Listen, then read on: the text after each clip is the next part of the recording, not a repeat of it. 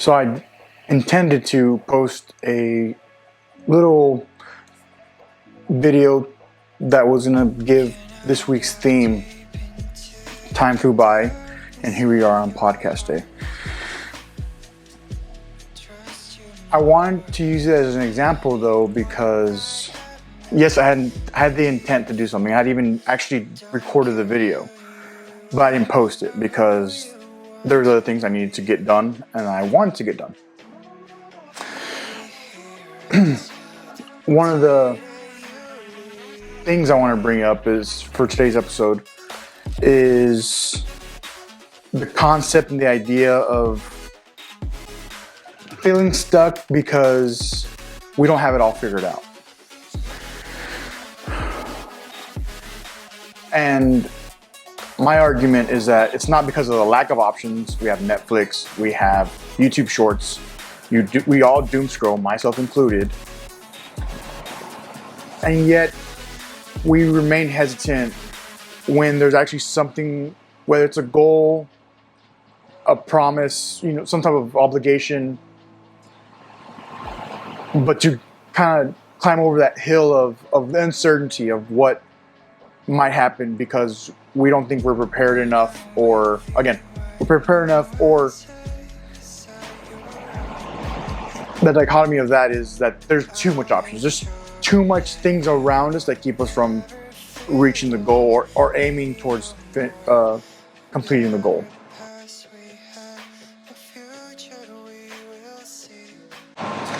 What's up, everyone? Welcome to a new episode of Moving with Life, where the goal is to,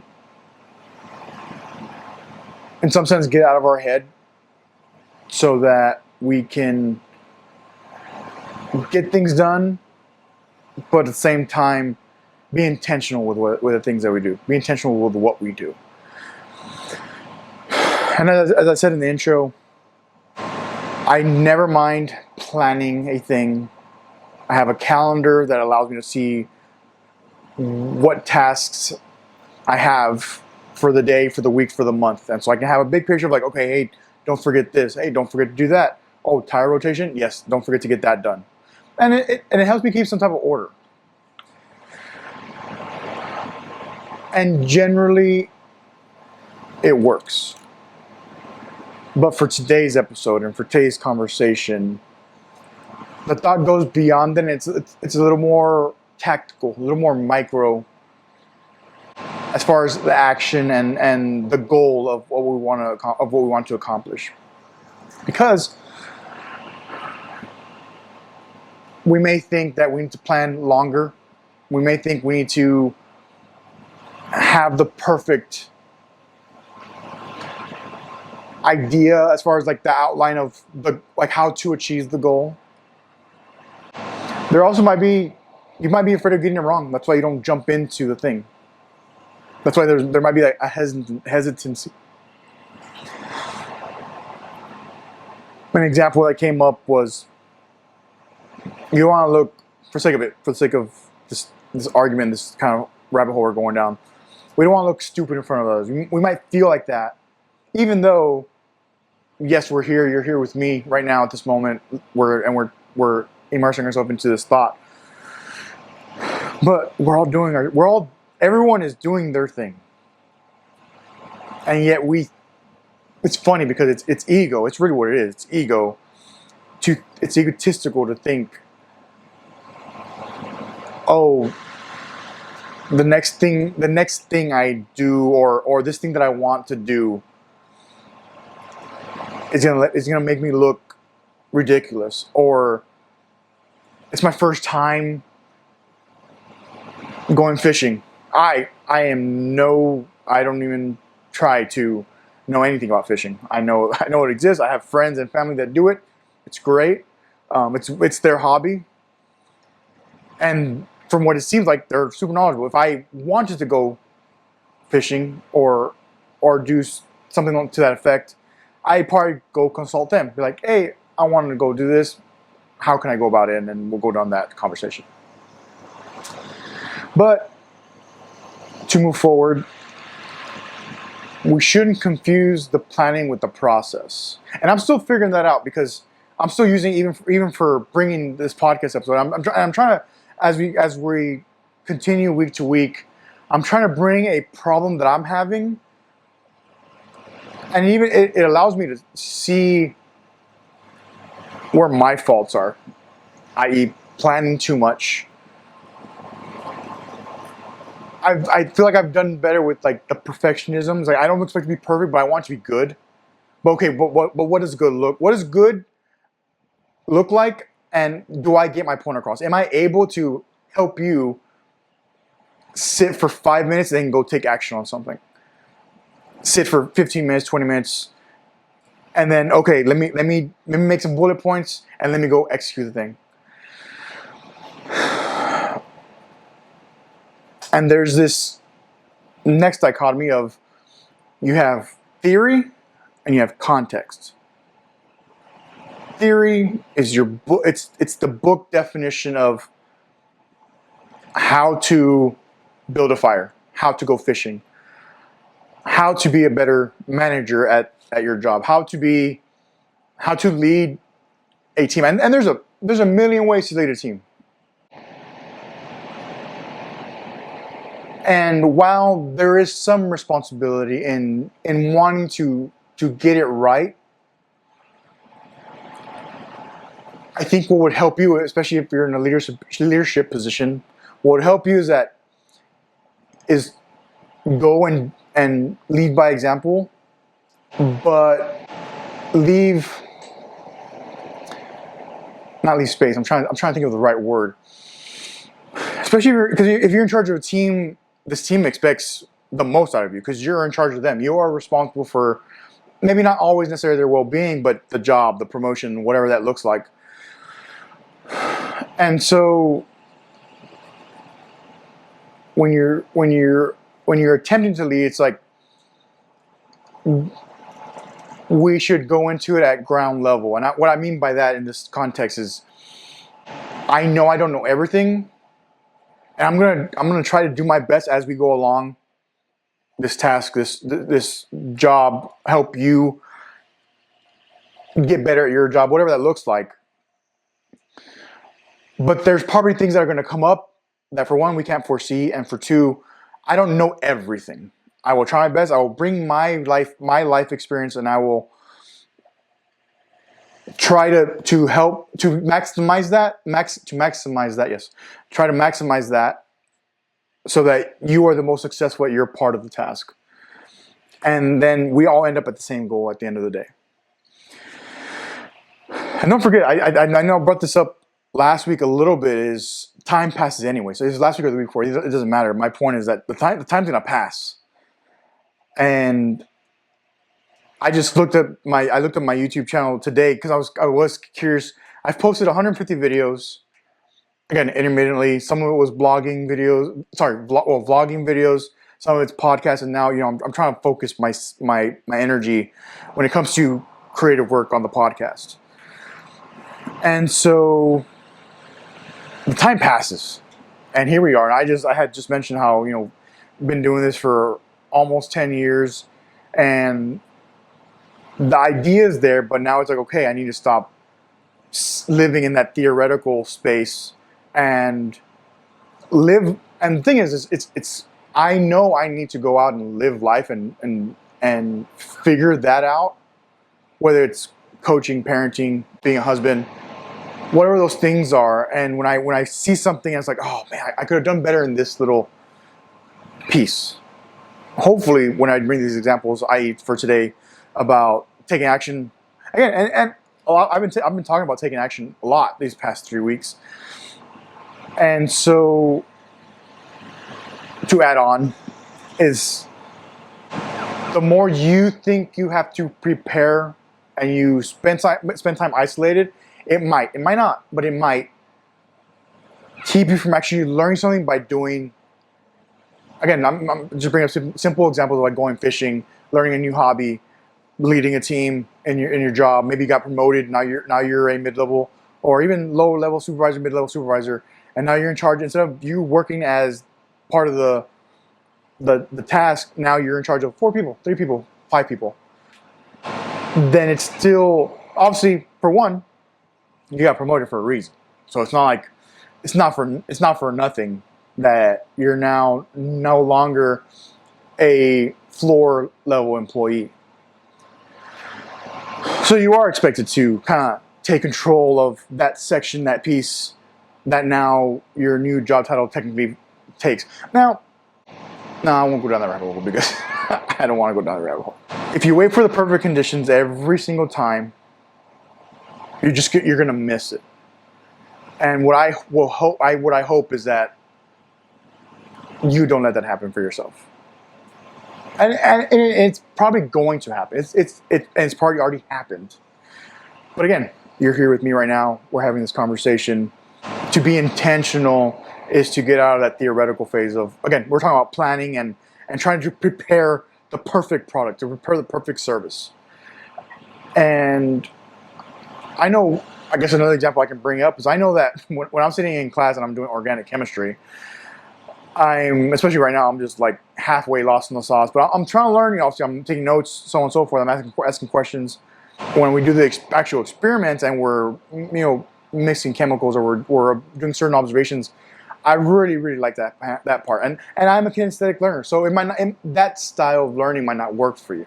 But I know that I very much enjoy being in the lab, doing things and learning and seeing how this chemical reacts with this chemical, or this sheet of material mixes with this chemical, and being able to observe that, I like that more. I like that better.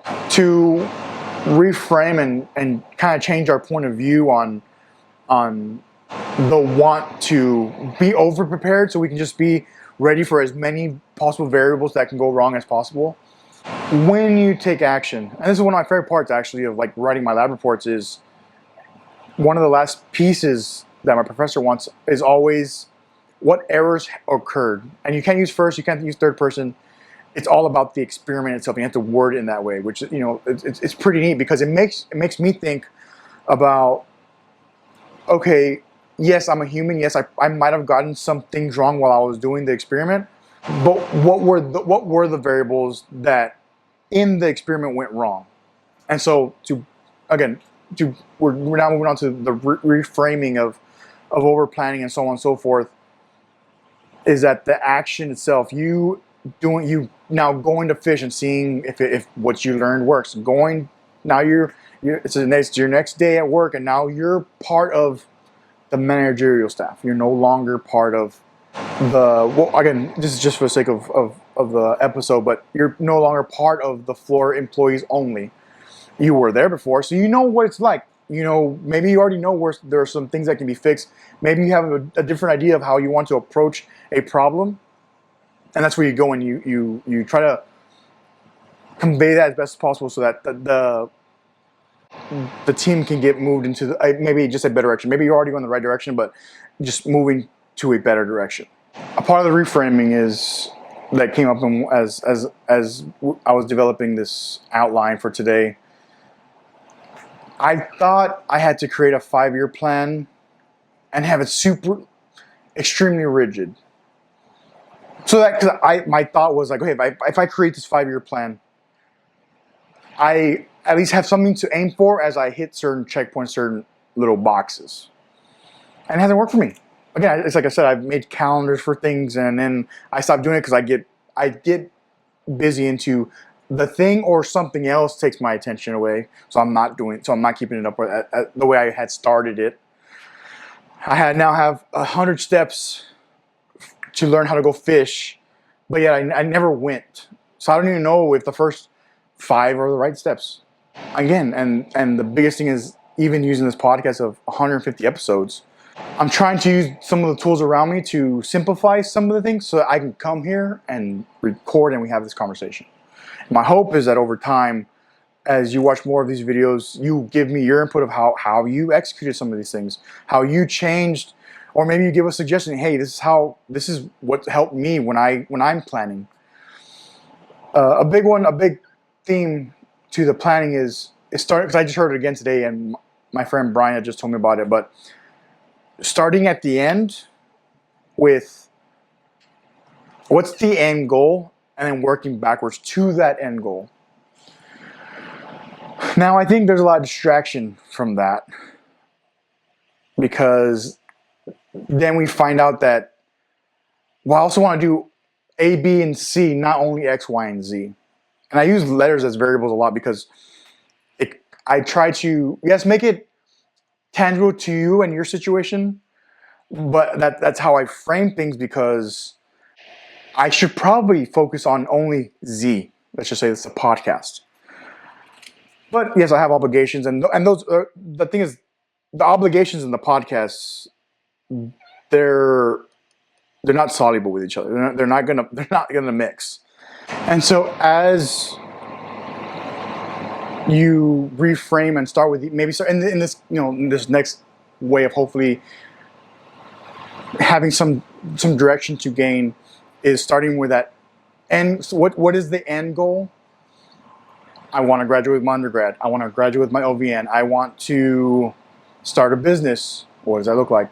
I want to be more effective as a leader, as a manager. I want to be more effective as an employee. I want to show that I'm capable of that promotion, that I know what I'm doing. Give me more trust to do higher level tasks, not necessarily bigger tasks, just higher tasks. And so as you go through the week, as we've gone through the week, and next week's spring break, and if you have kids, that's one change of your schedule for the week because you have to figure out how to use the week to your advantage in some sense. But also if you have work, there's that as well. Maybe start with one end goal, one thing that you've had on your mind that I wish I would have started this a time ago, but still in my head. So what do the first 3 to 5 steps look like? I want to start a job. Okay, start a job. Sorry. I want to start a business. Okay. What kind of business? And what does it look like? What are the first 3 steps? What kind of business is it going to be? Product or service? That's to keep it simple. What do I need? Whether it's materials or, we'll say, to keep it simple, what materials do I need to do this product or service? Can I stay focused on this product or service for 6 months to start? That's a way that, again, and you have Perplexity and you have all these AI generators, which for the most part, they're pretty good. Now, I'll have to have a conversation about AI and whatnot another day. Maybe that'll be the next conversation. But there are resources out in the internet, YouTube, so on. Instead of doom scrolling, we can bring it back to achieving that goal, that end state, the thing that's been there and we've neglected it or we've put it off because we're doom scrolling because we're on Netflix all day or all the time and sometimes your day job might be tiring. And so while you have this idea and this thought of, I want to start a business, and I'm not promoting that I know anything about that. I'm just using that as an example. But nonetheless, work, full-time job, family, so on and so forth, it might be overwhelming, and then that would turn into, okay, what is the simplest way I can do this? And there's a way to go down that rabbit hole too, because there's Tim Ferriss, Dr. Jordan Peterson, even Jocko Willink. There's a bunch of people and resources out there that will help at least frame a path that you fill in the blanks to. My goal for this video was to do 16 minutes or so, and I think we're going to be closer probably to 20, but just not the biggest deal. But I've tried to stay on track. I've tried to keep it focused on this idea of wanting to be the most certain at 100% or as close to 100%, and waiting, and not taking any action at all. So as we close out today's episode, you don't have to wait for the perfect time and the perfect plan, because Because there's even that line of a bad plan executed today is better than a good plan executed tomorrow. And that's the general idea of it. The intent is that, okay, what's the bare minimum I need to start moving and to achieve the goal that I want? Fishing, new business, whatever that's like, golfing, sure. You don't need to have everything figured out. You just need enough information to just make that step forward into that direction. So, if you're new here, thanks for hanging in for this episode. I hope you gained something. Don't forget to like, subscribe, leave a comment about something you want to take action on next. How are you going to take advantage of the time you are given? You know, maybe it's even less doom scrolling, whatever that looks like. But nonetheless, you can leave that. You can drop that in the comments. For those of you that are subscribed on, Spotify and YouTube, I appreciate it. Thanks for sticking with me. Thanks for coming on these conversations with me. It's very much appreciated. Don't forget, you don't have to have it all figured out. You need to get the bare minimum that'll have you moving into that direction. So until next time, keep moving with life.